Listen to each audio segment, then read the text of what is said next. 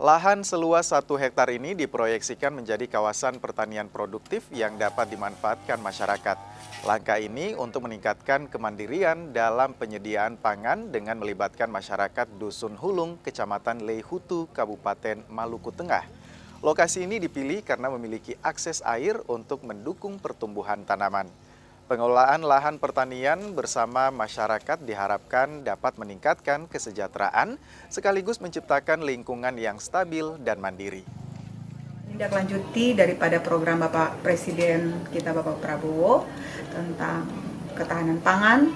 Nah, untuk itu dilaksanakan untuk membuka lahan pangan yang dilaksanakan oleh Polres Pulau Ambon dan Pulau-Pulau Lease seluas kurang lebih 1 hektar tanah di Desa Hulung, Telaga Kodok, Kecamatan Leihutu, dengan tujuan ini untuk meningkatkan kemandirian masyarakat dalam penyediaan pangan.